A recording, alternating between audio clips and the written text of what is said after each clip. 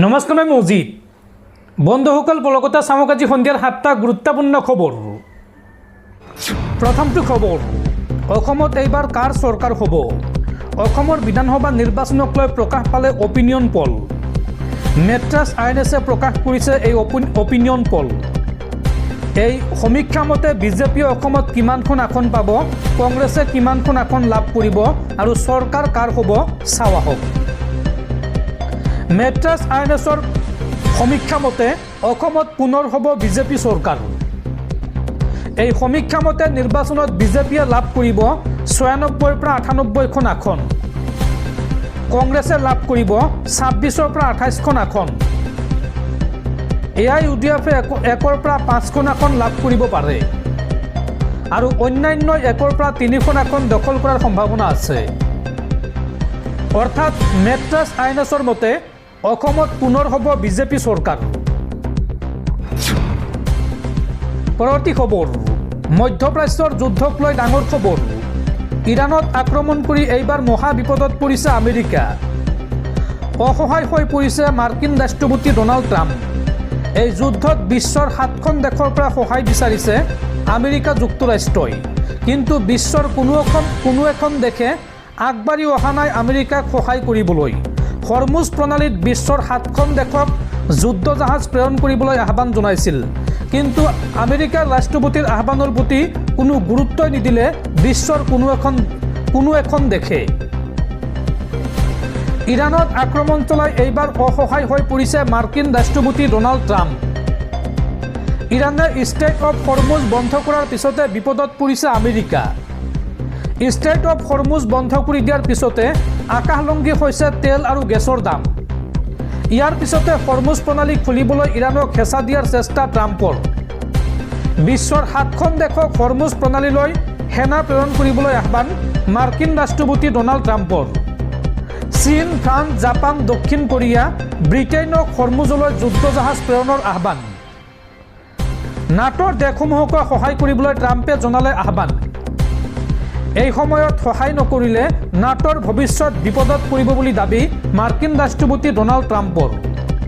কিন্তু ট্ৰাম্পৰ আহ্বানৰ পিছত বিশ্বৰ কোনো এখন দেশে এই পৰ্যন্ত হৰমুজ প্ৰণালীলৈ প্ৰেৰণ কৰা নাই যুদ্ধ জাহাজ। অৰ্থাৎ আমেৰিকাৰ ৰাষ্ট্ৰপতিৰ আহ্বানৰ প্ৰতি কোনো গুৰুত্বই নিদিলে এইসমূহ দেশে। আৰু এতিয়া ইৰাণত আক্ৰমণ চলাই অসহায় হৈ পৰিছে মাৰ্কিন ৰাষ্ট্ৰপতি ডনাল্ড ট্ৰাম্প। পৰৱৰ্তী খবৰ, নলবাৰীত ৰাজ্য কঁপাই যোৱা ভয়ংকৰ ঘটনা। এইবাৰ নলবাৰীৰ তন্ত্ৰ শংকৰাত কনিষ্ঠ ভাতৃৰ হাতত প্ৰাণ গ'ল জ্যেষ্ঠ ভাতৃৰ। দেওবাৰৰ নিশা হৰজ্যোতি হালৰ হাতত প্ৰাণ গ'ল হীৰকজ্যোতি হালৈৰ। চোকা অস্ত্ৰৰ আঘাতত প্ৰাণ গ'ল জ্যেষ্ঠ ভাতৃ হীৰকজ্যোতিৰ। আৰু নিশাই নলবাৰী আৰক্ষীয়ে আটক কৰে অভিযুক্ত হৰজ্যোতি হালৈক। সম্প্ৰতি মৰ্গত ৰখা হৈছে নিহত হীৰকজ্যোতি হালৰ মৃতদেহ। ঘটনা সন্দৰ্ভত নলবাৰী আৰক্ষীৰ তদন্ত আৰম্ভ। দৰ্শকসকল, আৰু বহুতো গুৰুত্বপূৰ্ণ খবৰ আছে। তাৰ আগতে আপোনাক জনাওঁ যে যদি আপুনি এতিয়ালৈকে এইটো ভিডিঅ'ত লাইক কৰা নাই তেন্তে এতিয়াই ভিডিঅ'টোত লাইক কৰি দিয়ক। আৰু এনেকুৱা ধৰণৰ ভিডিঅ'সমূহ নিতৌ চাবলৈ চেনেলটো ছাবস্ক্ৰাইব কৰি কাষত থকা বেল আইকনটো প্ৰেছ কৰি ৰাখক।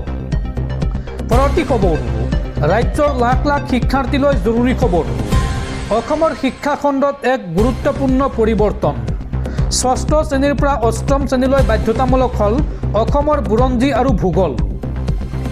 অসম চৰকাৰে ৰাজ্যখনৰ শিক্ষা খণ্ডত এক অতি গুৰুত্বপূৰ্ণ আৰু আদৰণীয় সিদ্ধান্ত গ্ৰহণ কৰিছে।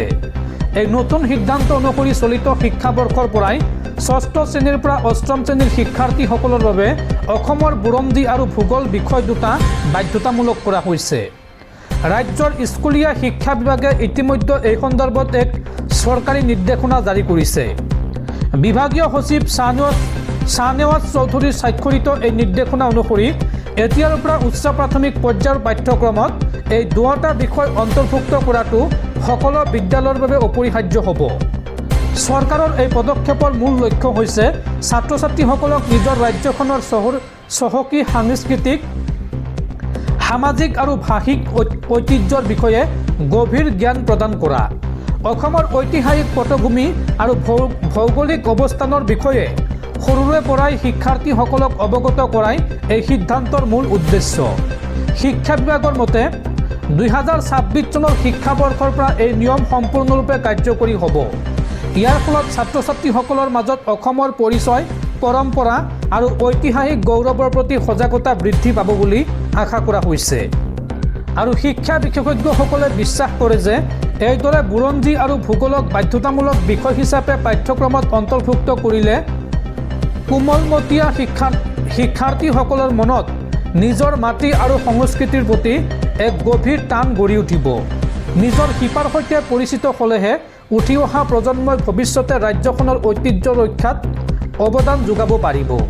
এই সিদ্ধান্তই অসমৰ শৈক্ষিক ক্ষেত্ৰখনত এক ইতিবাচক প্ৰভাৱ পেলাব আৰু ছাত্ৰ ছাত্ৰীসকলক এগৰাকী সচেতন নাগৰিক হিচাপে গঢ়ি তোলাত সহায় কৰিব। পৰৱৰ্তী খবৰ, 26ৰ নিৰ্বাচনৰ পূৰ্বে ৰকিবুল হুছেইনক লৈ কংগ্ৰেছত মুকলি বিদ্ৰোহ। ৰকিবুল হুছেইনক লৈ উত্তপ্ত ডবকাৰ ৰাজীৱ ভৱন। ৰাজীৱ ভৱনৰ বেনাৰ পোষ্টাৰ ফালি সৃষ্টি কৰিলে উত্তাল পৰিৱেশৰ। ৰকিবুল হুছেইনৰ বাবে বিন্নাকান্দি সমষ্টিত কংগ্ৰেছৰ প্ৰাৰ্থী নিদিয়াৰ অভিযোগ। ৰকিবুল হুছেইনক লৈ ডবকাৰ ৰাজীৱ ভৱনত উত্তপ্ত পৰিস্থিতি। কংগ্ৰেছৰ নেতাকৰ্মীয়ে ভৰিৰে গচকিলে ৰকিবুলৰ ফটো। ডবকাৰ ৰাজীৱ ভৱনৰ পৰা আঁতৰালে কংগ্ৰেছৰ বেনাৰ পোষ্টাৰ। ৰাজীৱ ভৱনৰ বেনাৰ পোষ্টাৰ ফালি সৃষ্টি কৰিলে উত্তাল পৰিৱেশৰ। বিন্নাকান্দি সমষ্টিক লৈ খঙত অগ্নি শৰ্মা, কংগ্ৰেছৰ নেতাকৰ্মী। বিন্নাকান্দি সমষ্টি অজাপক এৰি দিয়াক লৈ সৃষ্টি হৈছিল বিতৰ্কৰ। আৰু ৰকিবুল হুছেইনৰ বাবে বিন্নাকান্দি সমষ্টিত কংগ্ৰেছৰ প্ৰাৰ্থী নিদিয়াৰ অভিযোগ কংগ্ৰেছ কৰ্মীৰ। পৰৱৰ্তী খবৰ, বাংলাদেশৰ নতুন প্ৰধানমন্ত্ৰী তাৰেক ৰহমানৰ নতুন আঁচনি উদ্বোধন। বাংলাদেশৰ মন্দিৰৰ পুৰোহিতসকলে লাভ কৰিব 5,000 টকাকৈ দৰমহা আৰু মন্দিৰৰ তত্ত্বাৱধায়কসকলে লাভ কৰিব 3,000 টকাকৈ মাহিলী দৰমহা। সমান্তৰালকৈ মছজিদৰ ইমামসকলে লাভ কৰিব 5,000 টকাকৈ দৰমহা আৰু মছজিদৰ মুৱাজ্জিনে লাভ কৰিব 3,000 টকাকৈ দৰমহা। ঠিক তেনেদৰে বৌদ্ধ মঠৰ মুৰব্বী, সহায়কাৰী আৰু গীৰ্জাৰ সহায়কাৰী পুৰোহিতসকলেও লাভ কৰিব 5,000 আৰু 3,000 টকাকৈ দৰমহা। প্ৰধানমন্ত্ৰীৰ পদত অধিষ্ঠিত হোৱাৰ পিছতে এই নতুন আঁচনি ৰূপায়ণ কৰিছে বা উদ্বোধন কৰিছে বাংলাদেশৰ নতুন প্ৰধানমন্ত্ৰী তাৰেক ৰহমানে। পৰৱৰ্তী খবৰ, 20 মাৰ্চত মুখ্যমন্ত্ৰী হিমন্ত বিশ্ব শৰ্মাৰ মনোনয়ন পত্ৰ দাখিল। দিনৰ 12:30 মনোনয়ন পত্ৰ দাখিল কৰিব মুখ্যমন্ত্ৰী হিমন্ত বিশ্ব শৰ্মাই। পৰৱৰ্তী খবৰ, পুনৰ আন এক বিৰল মহাজাগতিক পৰিঘটনাৰ সাক্ষী হ'বলৈ গৈ আছে সমগ্ৰ বিশ্ববাসী। একেলগে এইবাৰ 2 মিনিট 18 ছেকেণ্ডৰ বাবে অন্ধকাৰত ডুব যাব সমগ্ৰ পৃথিৱী।